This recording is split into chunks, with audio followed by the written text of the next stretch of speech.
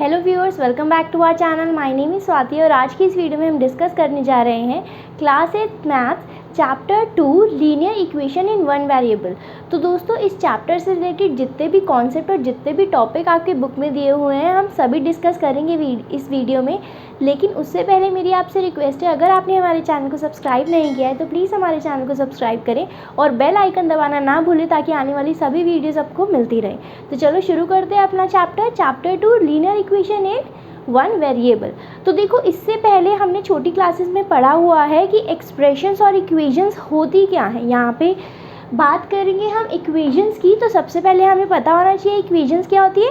तो एक बार quick revise कर लेते हैं एक्सप्रेशंस और इक्वेशंस क्या होती हैं। तो देखो, एक्सप्रेशन अगर मैं बात करूँ कि एक्सप्रेशन क्या होता है, ठीक है, यहाँ पे मैथमेटिकल एक्सप्रेशन की बात हो रही है, फेशियल या और किसी एक्सप्रेशन की बात नहीं हो रही, ठीक है। तो एक्सप्रेशन की बात करूँ तो एक्सप्रेशन क्या होता है, अगर मैंने लिख दिया x+2, ठीक है, यहाँ पे कोई भी और इज इक्वल्स टू नहीं है, दो टर्म्स आपको दी हुई हैं, एक टर्म है x, एक टर्म है 2, या फिर मैं लिख दूँ x-5, एक टर्म है x, एक टर्म है 5।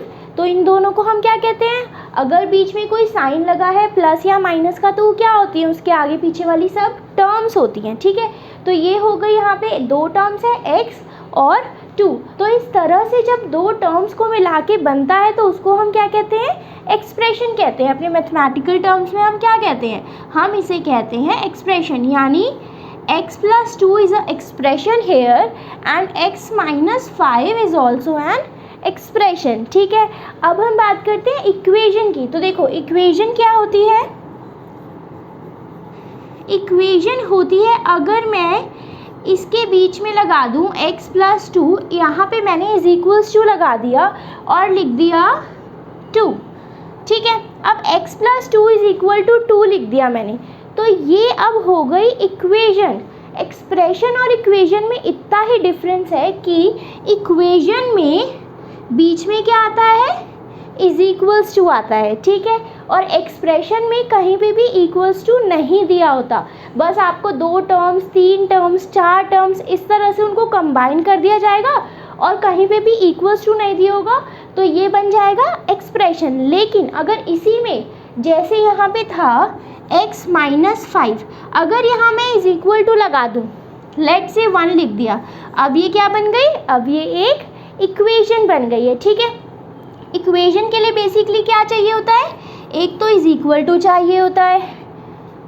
इज इक्वल टू आ गया तो हमें पता लग गया एक तो होगी RHS और एक होगी LHS। अब LHS और RHS क्या होते हैं, left hand side and right hand side.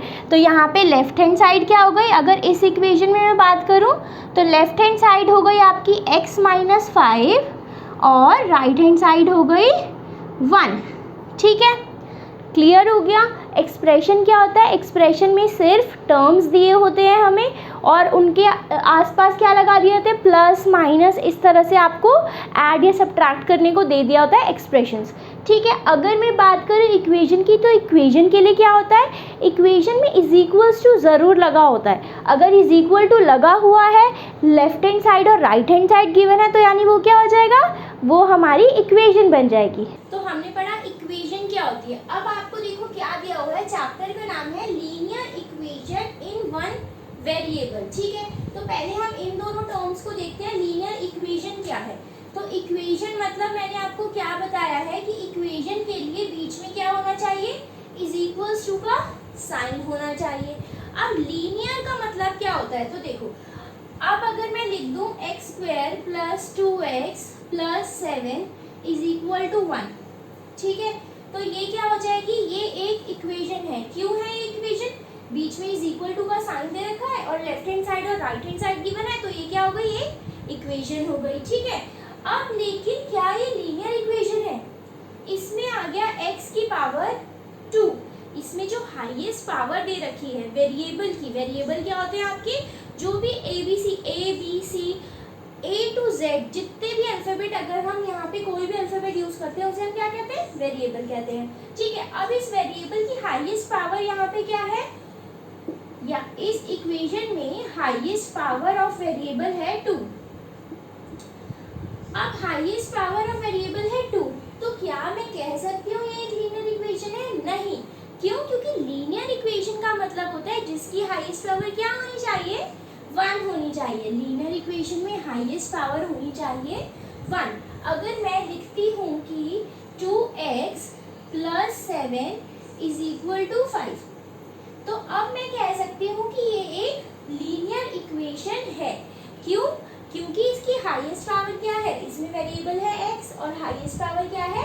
1। x की जो भी पावर है, x के ऊपर कोई पावर नहीं लिखी, इसका मतलब क्या है? इसकी पावर 1 है, यानी ये हो गया लीनियर इक्वेशन। ठीक है, अब आगे आपको लिखा हुआ है आपके चैप्टर का नाम लीनियर इक्वेशन इन 1 वेरिएबल। अब लीनियर इक्वेशन इन 1 वेरिएबल का क्या मतलब होता है? 1 वेरिएबल मतलब हो गया कि सिर्फ एक ही अल्फाबेट होना चाहिए, A to Z। कोई भी हम अल्फाबेट यूज कर सकते हैं, उसे हम वेरिएबल कहेंगे, तो वो उस इक्वेशन में सिर्फ एक होना चाहिए। यानी 2 कंडीशंस आपको मिल गई कि एक तो जो हाईएस्ट पावर होगी, जो आपकी इक्वेशन की हाईएस्ट पावर होगी वो क्या होगी? 1 होगी। और वेरिएबल कितने होंगे? वेरिएबल भी आपका उस इक्वेशन में एक ही होना चाहिए। ठीक है, अब जैसे मैं लिख रही हूँ 2x + 3y = 7, क्या ये एक इक्वेशन है? बिल्कुल। क्यों? इसके इज इक्वल्स टू दिया हुआ है, इसके एक लेफ्ट हैंड साइड है, एक राइट हैंड साइड दी हुई है। लेकिन क्या एक ये लीनियर इक्वेशन इन 1 वेरिएबल है? मैंने आपको क्या बताया था? वेरिएबल सिर्फ एक होना चाहिए। यहाँ पे देखो, इसकी पावर तो 1 है, ये एक लीनियर इक्वेशन तो है क्योंकि हाईएस्ट पावर उसमें क्या होनी चाहिए? 1 होनी चाहिए। लेकिन ये एक लीनियर इक्वेशन इन 1 वेरिएबल नहीं है। क्यों? क्योंकि यहाँ पे 2 वेरिएबल्स दे रखे हैं हमें। एक वेरिएबल दिया हुआ है x और एक दिया हुआ है y। लेकिन इस चैप्टर में हमें पढ़ना है लीनियर इक्वेशन इन 1 वेरिएबल। अब जैसे मैं लिखती हूँ 2a + 7 = 1। अब मुझे बताओ, क्या एक ये लीनियर इक्वेशन इन 1 वेरिएबल है? तो हम चेक करते हैं। कंडीशंस हमें क्या दी है? हाईएस्ट पावर होनी चाहिए 1। तो हाईएस्ट पावर कितनी है? वेरिएबल हो गया a, इसकी हाईएस्ट पावर क्या है? 1 है। क्योंकि a के ऊपर कुछ भी नहीं लिखा, यानी a के ऊपर कोई भी नंबर नहीं लिखा, तो यानी क्या हो गया? a की पावर 1 है, हाईएस्ट पावर 1 हो गई और वेरिएबल एक होना चाहिए। a के अलावा कोई भी वेरिएबल नहीं दिया हुआ, बाकी सारे नंबर्स दिए हुए हैं। तो ये हो गई हमारी लीनियर इक्वेशन इन 1 वेरिएबल। ठीक है, अब हमें इस चैप्टर में पढ़ना है कि हम इसे सॉल्व कैसे करेंगे। जैसे अगर आपको दिया हुआ है 2a + 7 = 1, ठीक है, अब आपसे पूछा जाता है कि a की वैल्यू बताओ। तो अब हम देखते हैं हम कैसे वेरिएबल्स की वैल्यू निकालेंगे यूजिंग डिफरेंट मेथड्स। अब इस चैप्टर का हमारा फर्स्ट टॉपिक है सॉल्विंग इक्वेशन। तो आपको इक्वेशन सॉल्व करनी है, उसमें वेरिएबल की वैल्यू पता करनी है। तो फर्स्ट जो मेथड है वो है वेरिएबल ऑन 1 साइड, यानी सिर्फ एक ही साइड पे आपको वेरिएबल दिया होगा और उस वेरिएबल की आपको वैल्यू निकालनी है।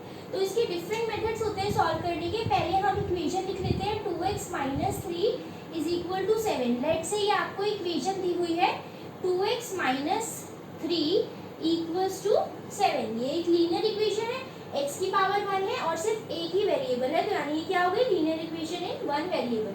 अब देखो हम इसे कैसे सॉल्व करेंगे।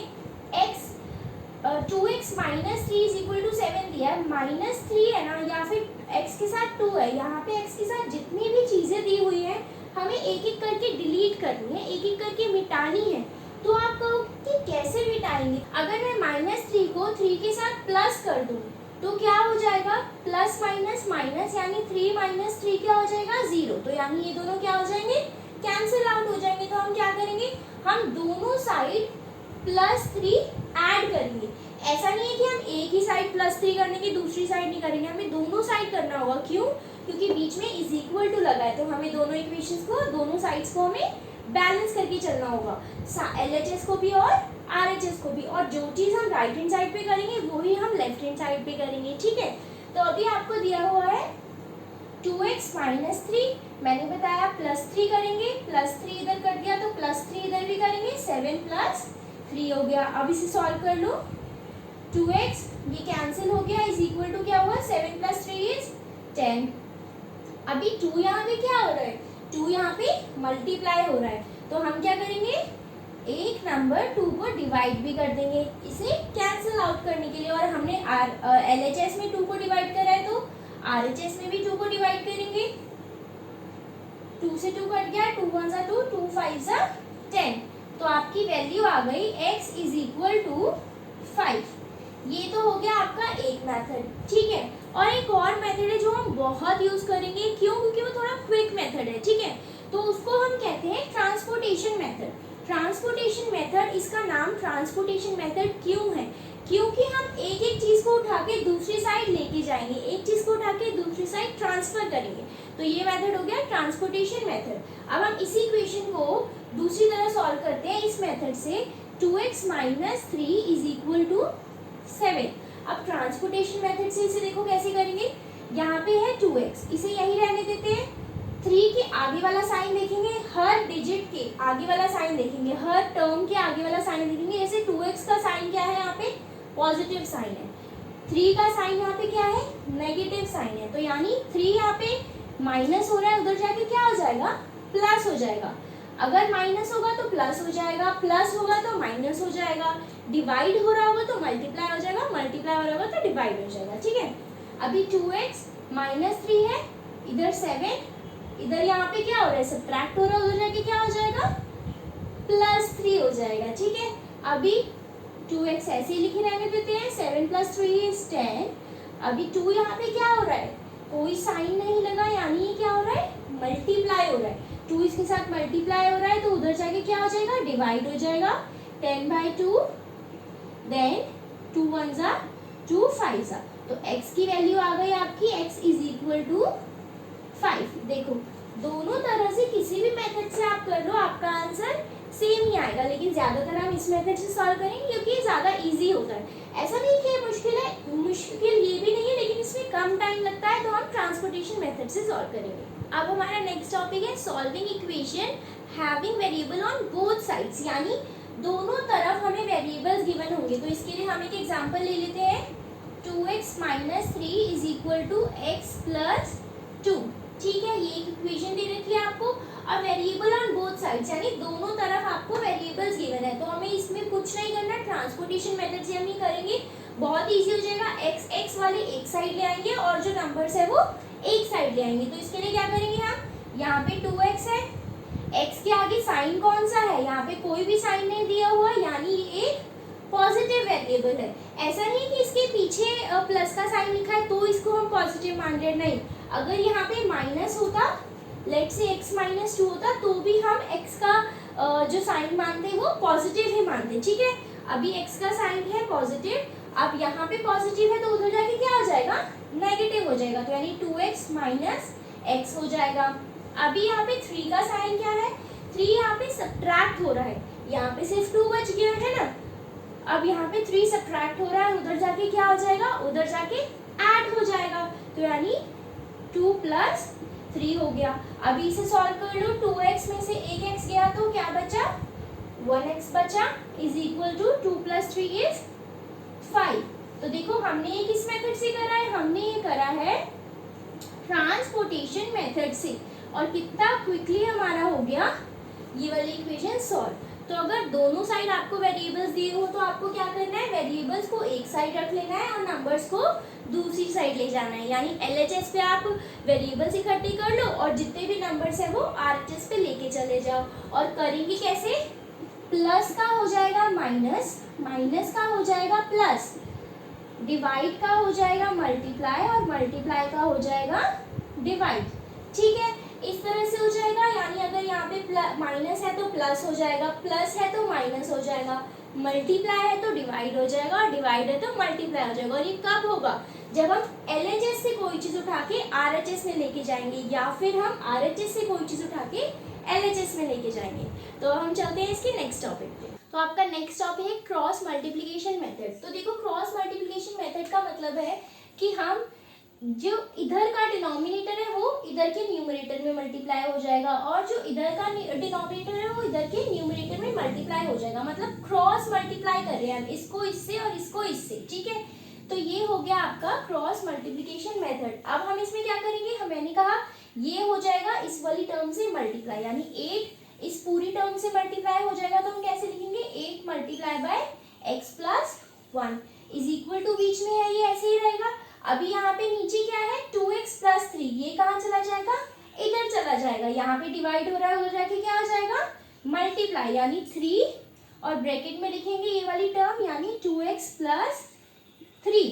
अब इसे सॉल्व कर लो, क्या हो गया ये 8x प्लस 8 1 सा 8 इज इक्वल टू 3 2 सा क्या हुआ 6 और x का x आ गया।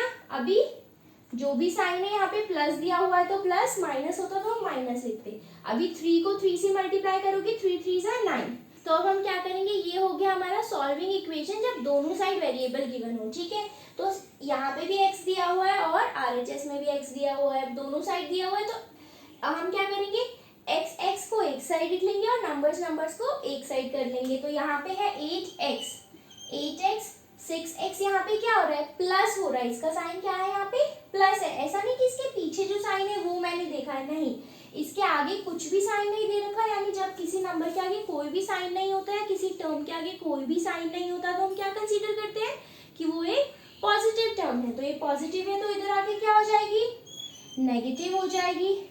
इस साइड बच गया 9, 8 का साइन यहाँ पे क्या है प्लस है, तो इधर आके क्या हो जाएगा माइनस हो जाएगा, ठीक है।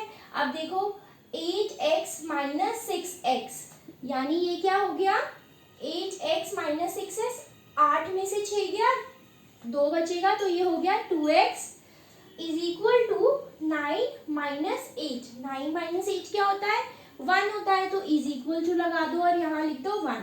अभी x के साथ 2 क्या हो रहा है मल्टीप्लाई हो रहा है, उधर जाके क्या हो जाएगा डिवाइड हो जाएगा, तो यानी 1/2, यानी हमारी जो x की वैल्यू आ गई वो क्या आ गई x की वैल्यू आ गई x इज इक्वल टू 1/2। तो आपका नेक्स्ट टॉपिक है वर्ड प्रॉब्लम से रिलेटेड। तो इस टॉपिक में आपको किस तरह से इक्वेशंस दिए होंगे, लेट्स से एक स्टेटमेंट दी होगी, उसको आपको सॉल्व करना है। तो उस स्टेटमेंट के बाद आपको सबसे पहले एक इक्वेशन फॉर्म करनी है, देन इस इक्वेशन को आपको सॉल्व करना है। तो देखो क्या है फर्स्ट हमारा example, one number is 10 more than the other. एक कोई नंबर है जो कि 10 मोर देन द अदर, किसी और नंबर से 10 ज्यादा है, एंड देयर सम इज 74। तो इस स्टेटमेंट से हमें एक इक्वेशन फॉर्म करनी है। ये बहुत क्वेश्चंस आते हैं, बहुत इंपॉर्टेंट क्वेश्चन होते हैं, इसे अच्छे से समझना है हमें, और थोड़े से आपको डिफिकल्ट भी लगते हैं। जब मैं छोटी थी तो मुझे भी डिफिकल्ट लगते थे, लेकिन अगर हम इसे समझ लेंगे तो बहुत ईजी लगने लगेंगे, बहुत अच्छे से हम इसे सॉल्व कर पाएंगे, क्योंकि इसमें सिर्फ हमें एक इक्वेशन बनानी है और उस इक्वेशन को फिर सॉल्व कर लेना है। तो देखो सबसे पहले हमें क्या करना है, let the number is x, यानी कोई जो एक नंबर, यहाँ पे जो एक नंबर की बात कर रहा है हमने उसको मान लिया x।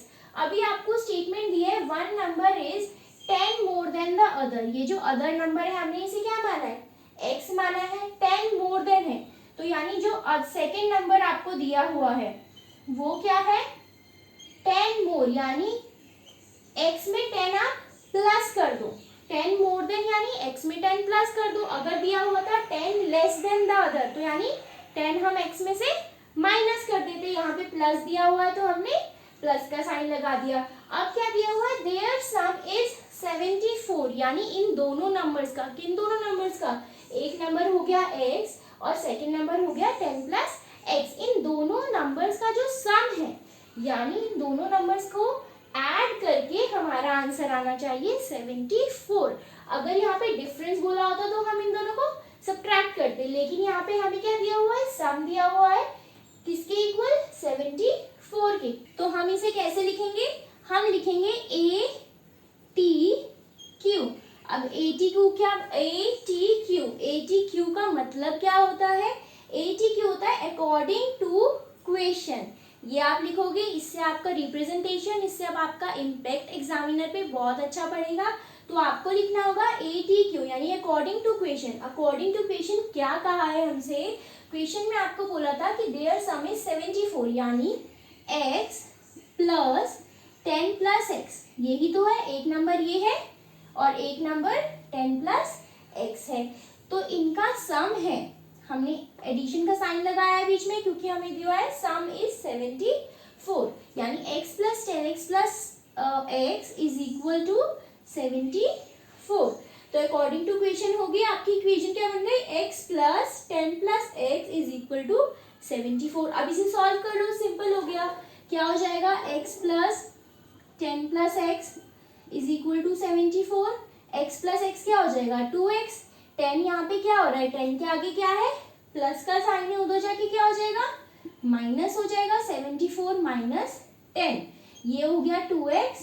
ये क्या हो गया, 74 में से 10 गया 64। अभी 2 यहाँ पे क्या हो रहा है, मल्टीप्लाई हो रहा है, उधर जाके डिवाइड हो जाएगा। 64 डिवाइडेड बाई 2 हो गया। 2 1 ज़ा 2, 2 3 ज़ा 6, 2 2 ज़ा 4। यानी x की वैल्यू क्या आ गई, x आ गया आपका 32। देखो कितना इजी सॉल्व हो गया अब ये, है ना। सिर्फ हमें क्या करना था, बस इस स्टेटमेंट को हमें समझना था। एक हमें इक्वेशन बनानी थी जो कि ये थी, अकॉर्डिंग टू इक्वेशन वाली हमें इक्वेशन बनानी थी और सिंपली उसे सॉल्व कर लेना था। तो देखो इस तरह के क्वेश्चंस और कैसे कैसे आते हैं स्टेटमेंट पे। यहाँ पे 10 मोर देन दिया हुआ है, इसकी जगह हो सकता है लिखा हो 10 लेस देन, कोई भी नंबर, या फिर मोर देन की जगह लिखा हो लेस देन, और लिखा हो 4 टाइम्स। और क्या लिखा हो सकता है, 4 टाइम्स। अगर 4 टाइम्स लिखा है तो इसका मतलब क्या है, आपको कंसीडर करना है 4x, ठीक है। तो आपको लेना है 4 टाइम्स, मतलब मल्टीप्लाई कर देना है उसको, ठीक है। तो इस तरह के आपके क्वेश्चन आ सकते हैं आपके इस चैप्टर में। वो हम जैसे जैसे क्वेश्चंस करेंगे और एक्सरसाइज करेंगे वो आपके और क्लियर होते जाएंगे। तो इस टॉपिक के साथ सारे टॉपिक इस चैप्टर के कवर हो चुके हैं।